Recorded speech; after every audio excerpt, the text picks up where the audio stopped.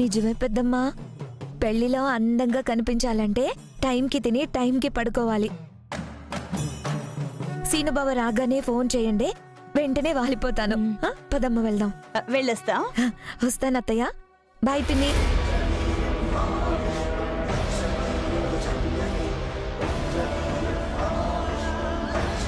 చూసావా వదినా, వీళ్ళు మన ప్రాణాలు తోడేస్తున్నారు. సీను ఫ్రెండ్స్ దగ్గరకు వెళ్ళాడన్నావు, ఎప్పుడొస్తాడు వదినా? చాలా రోజుల తర్వాత వెళ్ళాడు కదా పద్మ, అందుకని పలకరించి రావటానికి కొంచెం ఆలస్యం అవ్వచ్చు. పద్మ, నువ్వు వాడి గురించి ఏం కంగారు పడుకో, వచ్చేస్తాడులే, వచ్చేస్తాడు.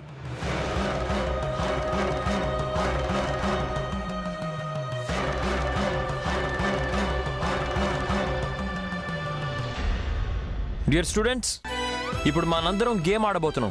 ఇక్కడేం గేమ్ సార్? టగ్ ఆఫ్ వారా? ఎస్. ఆ తాడుకి ఆ వైపు నుంచి ఏ టీం ఉంటుంది, అంటే అనుష్క గారి టీం. ఇంకోవైపు బి టీం ఉంటుంది, అంటే నా టీం. మధ్యలో ఈ గీతని ఎవరు క్రాస్ చేస్తారో వాళ్లే లూజర్స్. ఇంత సింపుల్ గేమ్ కాకుండా కొంచెం క్రిటికల్ గేమ్ ఏమైనా చెప్పండి సార్. ముందు ఈ గేమ్ ఆడి చూడు. ఆట సింపుల్గా ఉందో టఫ్గా ఉందో నీకే తెలుస్తుంది. A team please, B team come.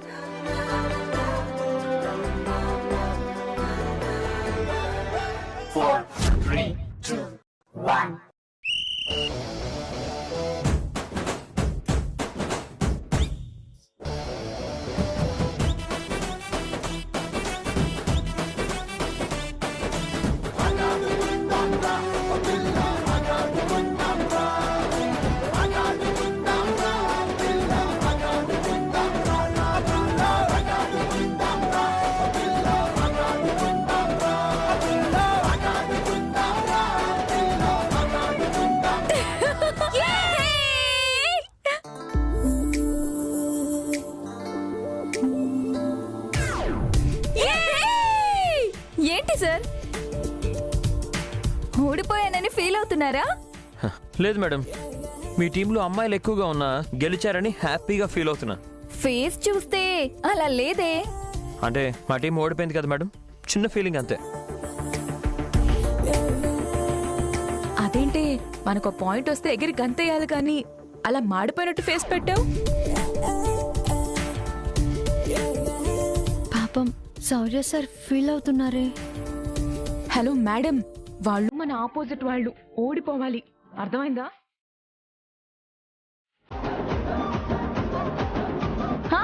Okay, second round start చేద్దాం.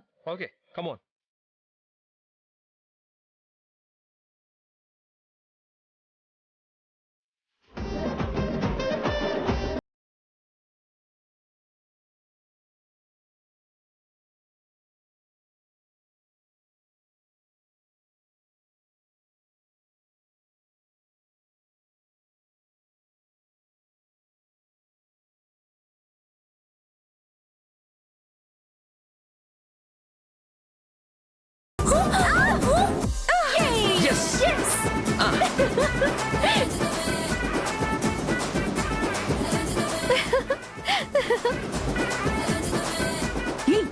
ఇందాక మనం గెలిస్తే నవ్వలేదు, ఇప్పుడు వాళ్ళు గెలిస్తే అంత ఆనందం ఏంటే నీకు? ఛాయా, వాళ్ళు మనము వేరేని విడదీస్తావేంటే? మనమంతా ఒకటే కాలేజ్ కదే. నువ్వు నాకు అర్థం కావే. స్టూడెంట్స్, ఇప్పుడు ఏ టీంకి బి టీంకి ఈక్వల్ పాయింట్స్ వచ్చాయి. ఇప్పుడు మనం థర్డ్ రౌండ్ స్టార్ట్ చేయబోతున్నాం. ఇందులో ఎవరైతే గెలుస్తారో వాళ్ళే విన్నర్స్. ఆట మొదలు పెట్టే ముందు స్మాల్ బ్రేక్. వాటర్ తాగేవాళ్ళు వెళ్ళి తాగి రావచ్చు. నేనుండగా కోచ్ సార్ని ఎలా ఓడిపోనిస్తాను?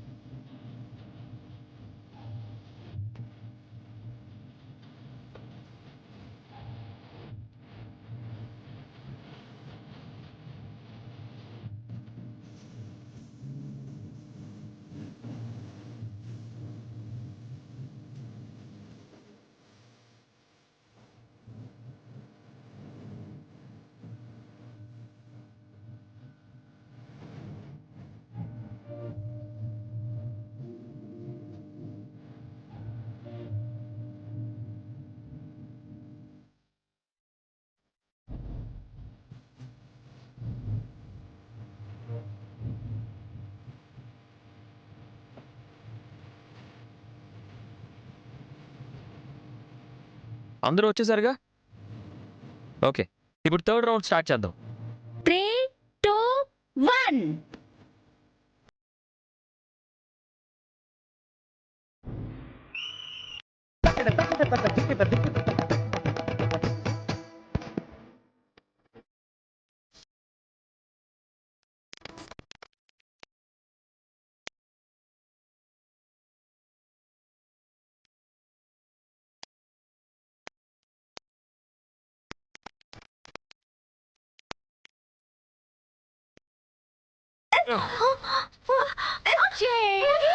Yes!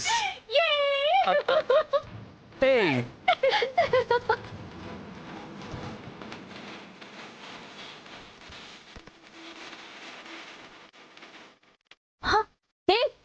వాళ్ళు గెలిస్తే నువ్వు చప్పట్లు కొడతావేంటి?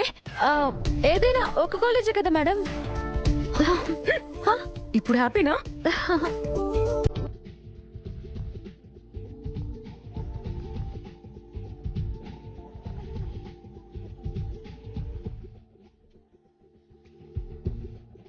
అబ్బా, ఒళ్ళంతా పులిసిపోయింది.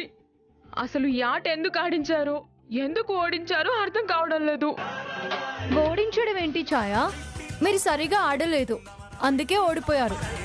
మేం బాగానే ఆడాం, కానీ మా టీం బాగోక ఓడిపోయాం. ఛాయా ఓటమిని ఒప్పుకోలేకపోతుంది. ఆటలో గెలుపు ఓటములు సహజమే ఛాయా. ఏదొచ్చినా సంతోషంగా తీసుకోవాలి. కానీ ఈ ఆటలో గెలుపు మాదే అవ్వాలాద్యా.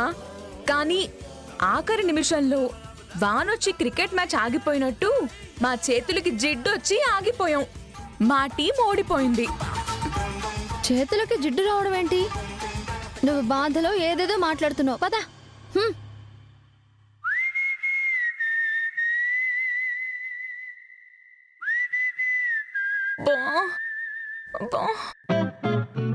ఈ నూనె డబ్బా కింద పడిపోయిందంటే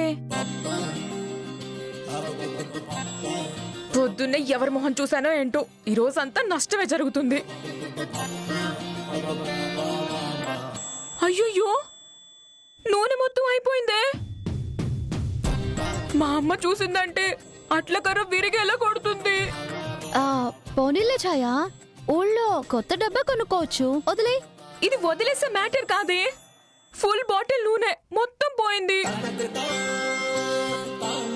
ఏదో పిల్లి తాగేసి ఉంటుంది. నువ్వు ఇంక దాని గురించి ఆలోచించకు. అవునవును, మన పిల్లే తాగేసింది. ఛాయా, నీ చేతికి ఆ జిడ్డు ఎలా వచ్చిందో ఇప్పుడు అర్థమైంది. ఈ ఆయిల్తో మీ టీం ఓడిపోయేలా చేశారు. మీ చేతికి ఆయిల్ అంటించి మా టీం గెలిచేలా.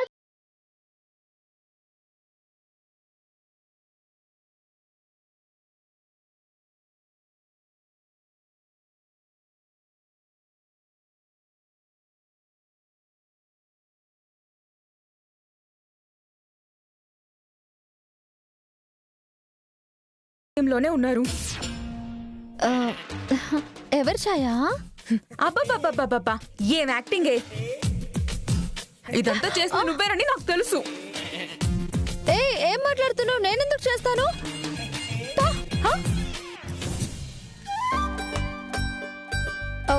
రమా, రామలక్ష్మి, థర్డ్ రౌండ్ లో బ్రేక్ ఇచ్చినప్పుడు నువ్వు లేవు కదే.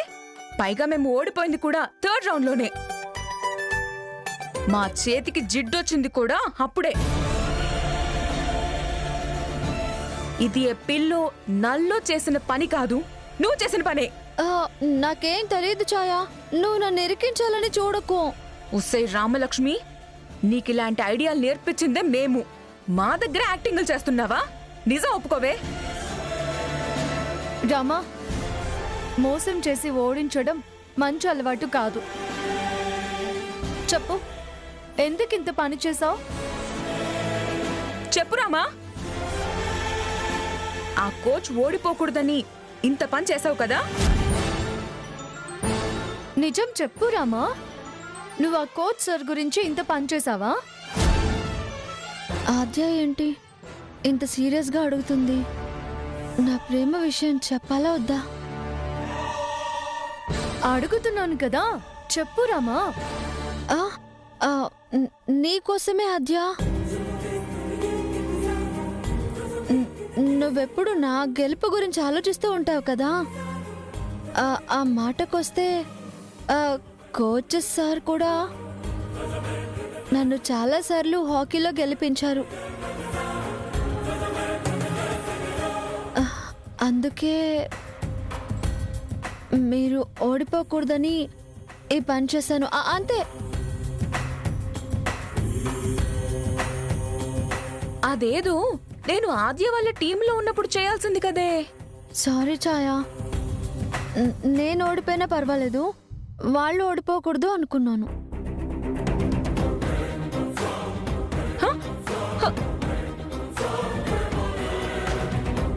రామలక్ష్మి నిజంగా నా కోసం చేసిందా, కోచ్ సార్ కోసం చేసిందా?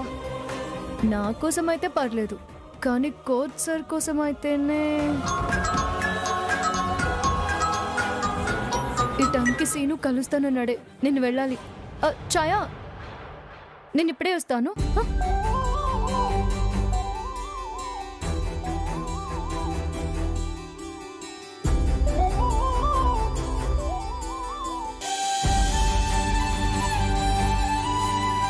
ఏంటి శ్రీను, ఇక్కడికి ఎందుకు వచ్చావు? ఇక్కడికే కాదాద్య, నువ్వు ఆస్ట్రేలియాకి వెళ్ళిపోయినా అక్కడికైనా వచ్చుండేవాణ్ణి. నువ్వంటే నాకంత ప్రేమని తెలుసు కదా, ఇంకా ఆలస్యం చేయకూడదు. పద, మనం వెళ్ళి పెళ్లి చేసుకుందాం. ఇక్కడి నుంచి వెళ్ళిపోతాం, పద రా. శ్రీను, ఏంటి శ్రీను నువ్వు అంటుంది? మనం పెళ్లి చేసుకోవడం ఏంటి? ఇంకా నటించుకో ఆద్య, నువ్వు నన్ను ప్రేమిస్తున్నావు. నేను నిన్ను ఎంత ప్రేమిస్తున్నానో నువ్వు కూడా నన్ను అంతే ప్రేమిస్తున్నావు. కానీ ఆ మాట బయటికి చెప్పట్లేదు ఆద్య. మా కుటుంబం గురించి ఆలోచిస్తున్నావా? నేను ఆ ఇంట్లో పుట్టి ఎంతో ప్రేమగా పెరిగాను ఆద్య. ముందు మన పెళ్లి జరిగితే మనం మన కుటుంబాన్ని ఇద్దరం కలిసి హ్యాపీగా చూసుకుందాం. నా ప్రాణమైన వదులుకుంటాను, కానీ నిన్ను వదులుకోవడానికి నేను సిద్ధంగా లేను ఆద్య. నన్ను ప్రేమిస్తున్నావు కదా, మరి పెళ్లి చేసుకోవడానికి ప్రాబ్లం ఏంటి? అయినా పెళ్లి చేసుకోవడానికి ఎందుకంత ఆలోచిస్తున్నావు ఆద్య? ఏ రోజు నేను మామయ్యకి ఎదురు నిలబడి చెప్పిందే లేదు. కానీ నువ్వు ఎక్కడ దూరం అయిపోతావో అని ఆయన చూసిన సంబంధం కూడా వద్దనుకుని వచ్చేసాను ఆద్య. నువ్వంటే నాకు ప్రాణం ఆద్య. నువ్వు లేకపోతే నేను బ్రతకలేను.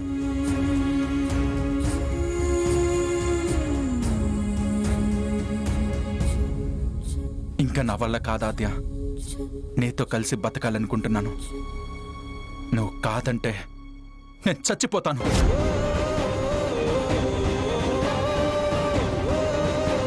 రా ఆద్య, మనం వెళ్ళి పెళ్లి చేసుకుందాం రా.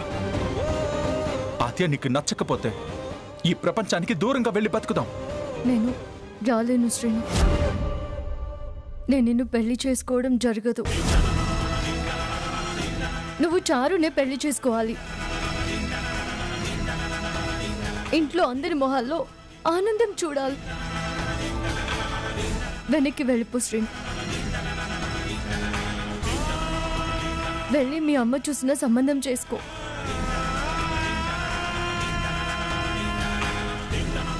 ఇన్నాళ్ళు నువ్వు నన్ను ప్రేమించట్లేదు అనుకుని నువ్వు చెప్పిందంతా విన్నా ఆద్య. ప్రేమించమని గట్టిగా అడిగితే ఎక్కడ బాధపడతావో అని ఆగిపోయాను. కానీ ఇప్పుడు నువ్వు నన్ను ప్రేమిస్తున్నావని నాకు తెలిసిపోయింది. నేను లేకపోతే నువ్వు బాధపడతావని నాకు అర్థమైంది. ఇంకా నీ ప్రేమని దాచుకోవడంలో అర్థమే లేదు. నువ్వు నన్ను ప్రేమిస్తున్నావని తెలిసాక ఒక్క క్షణం కూడా ఆగలేకపోయాను. ఇకపై ఒక్క క్షణం కూడా నిన్ను విడిచి ఉండలేనాద్య. శ్రీను, మా అమ్మ ఒక్కసారి చేసిన తప్పుకి జీవితాంతం బాధపడింది. తన కూతురున్నందుకు ఇప్పటికీ నన్ను నిందిస్తున్నారు. ఇప్పుడు నేను అలాంటి తప్పే చేస్తే నేను ఎలా బ్రతకగలను శ్రీను? నేను నిన్ను అర్థం చేసుకోవడం కాదు శ్రీను, నువ్వే నన్ను అర్థం చేసుకోవాలి. పెద్దమ్మకి నేను మాట ఇచ్చాను, మా మమ్మ కోరుకున్నట్టుగా బ్రతుకుతాను. అలా నన్ను బ్రతుకునివ్వు శ్రీను.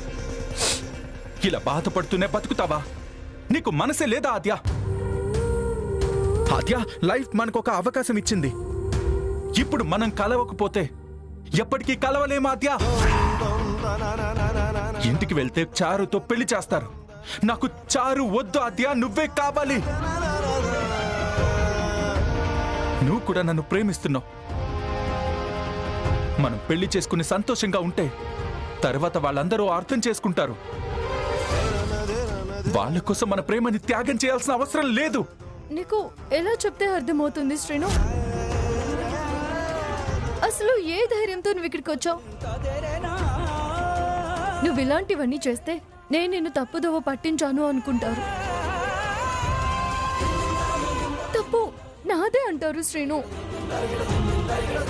నీకు దండం పెడతాను, దయచేసి ఇక్కడి నుంచి వెళ్ళిపో. లేదాత్య, వెళ్ళడం అంటూ జరిగితే నిన్ను నా భార్యగా చేసుకుని వెళ్తాను. నా అంతట నేను వెళ్ళను, వెళ్ళలేను. పదాత్య, మనం పెళ్లి చేసుకుందాం, రా. ఏమనుకుంటున్నావు శ్రీను? నీకు కుటుంబం అంటే విలువ లేకపోవచ్చు, బంధువులంటే గౌరవం లేకపోవచ్చు, కానీ నన్ను పెద్దమ్మ ఏ గౌరవంతో తీసుకొచ్చిందో నేను కూడా వాళ్ళకి ఆ గౌరవం ఇవ్వాలి కదా. నిన్ను పెళ్లి చేసుకుంటే నేనే కాదు, నన్ను తీసుకొచ్చిన పెద్దమ్మ కూడా శిక్ష అనుభవించాల్సి వస్తుంది. నేను ఎప్పటికీ నిన్ను పెళ్లి చేసుకోవడం జరగదు శ్రీను. నువ్వు ఇక్కడి నుంచి వెళ్ళిపో.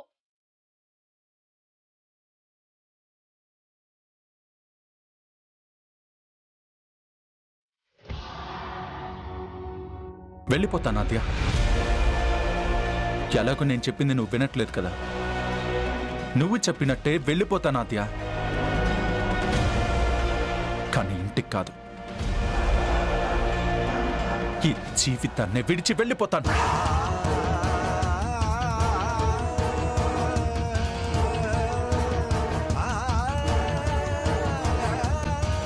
రేపట్లోపు నువ్వు వచ్చి నన్ను పెళ్లి చేసుకోకపోతే అతుకో, ఆ కొండ మీద నుంచి దూకి చచ్చిపోతాను. శ్రీను,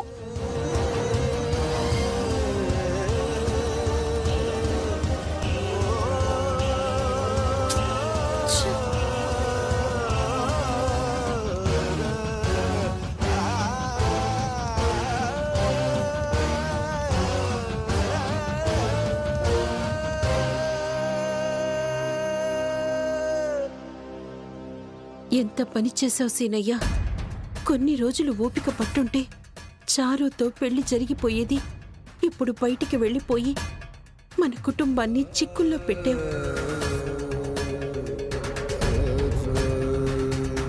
ఇప్పుడిప్పుడే ఆయన ఆద్య విషయంలో ప్రేమ చూపిస్తున్నారు.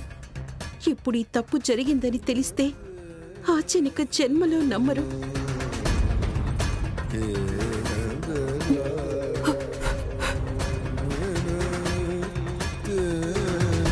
అక్క, సీను ఫ్రెండ్ ఇంటికి వెళ్ళాడంటే మాకొకటే కంగారుగా ఉంది. సీను ఎప్పుడు ఏ నిర్ణయం తీసుకుంటాడోనని మాకు భయంగా ఉందక్క. నిజంగా సీను స్నేహితుల దగ్గరికే వెళ్ళాడా? అది చెప్పానుగా పార్వతి. అది సీను స్నేహితుల దగ్గరికే వెళ్ళాడు. అనవసరంగా కంగారు పడకండి. స్నేహితుల దగ్గరికి వెళ్తే సాయంత్రం లోపు వచ్చేయాలి కదా వదినా. అలాంటిది వాడింకా ఇంటికి రాలేదంటే ఆలోచించాలి కదా. కనీసం ఫోన్ కూడా చేయలేదు. ఏం జరుగుతుందోనని భయంగా ఉంది.